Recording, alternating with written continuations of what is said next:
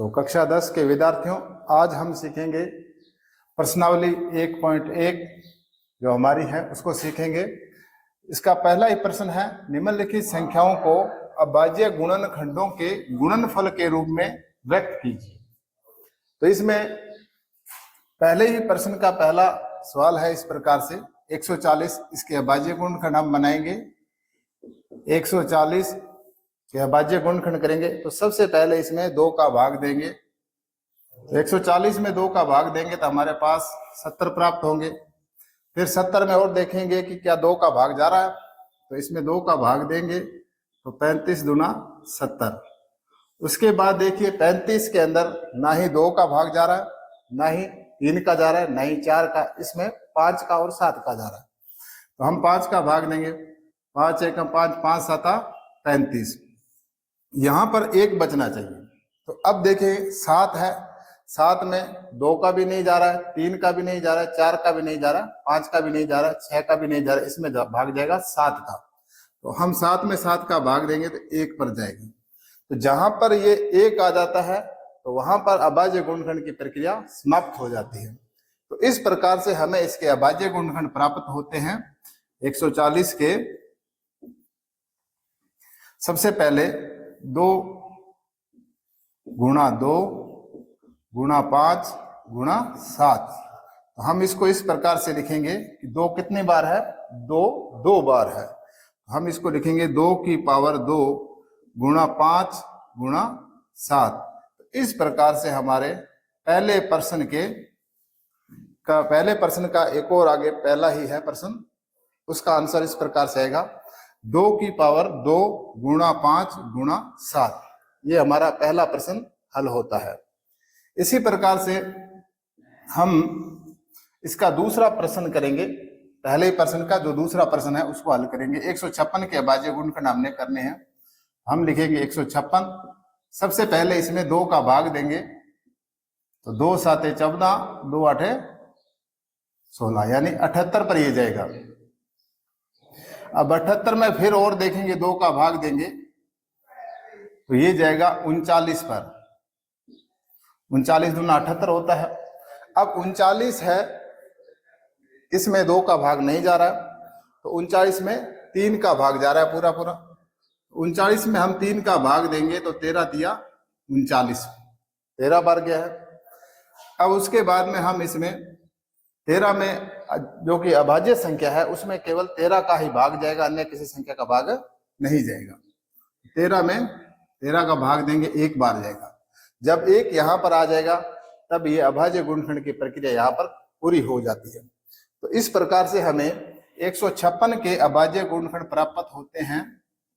156 बराबर 2 गुणा 2 गुणा 3 गुणा 13। अगर इनको गुणा करेंगे तो यही हमें प्राप्त हो जाएगा। और इसको हम इस प्रकार से लिखेंगे, 2 कितनी बार आया है, 2 बार। तो 2 की पावर 2 गुणा 3 गुणा 13। तो ये हमारे पहले प्रश्न के दूसरे सवाल का आंसर है। इसी प्रकार से हमारा तीसरा प्रश्न है,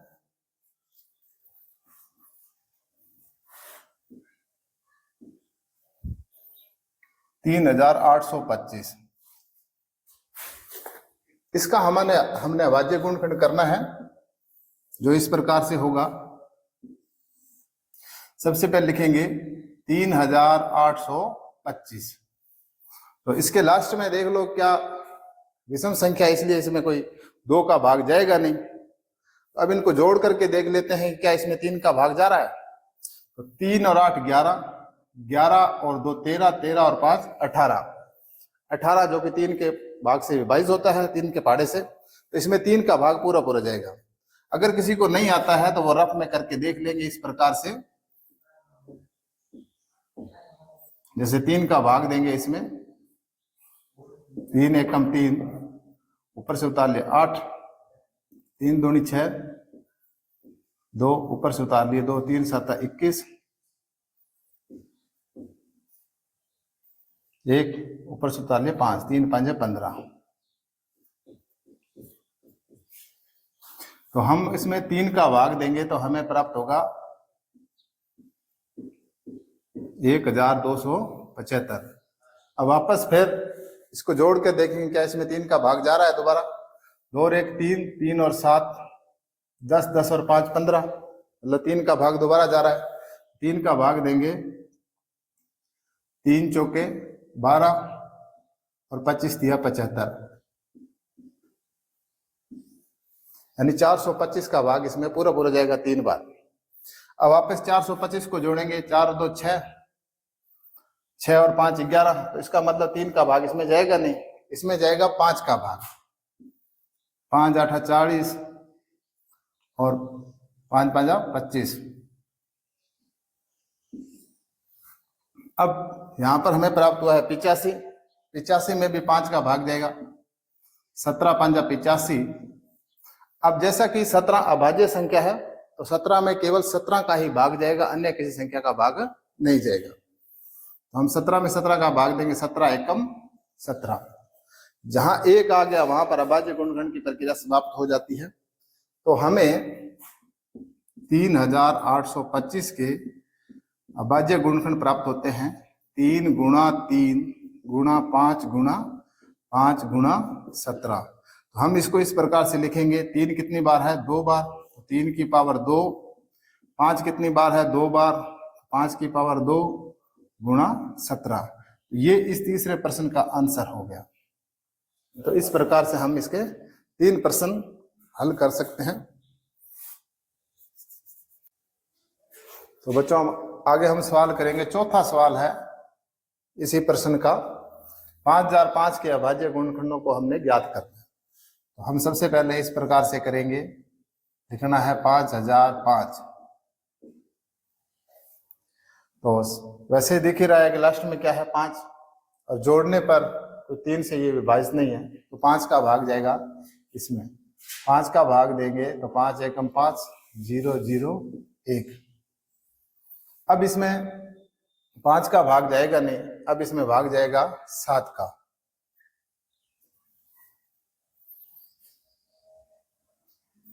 एक मिनट,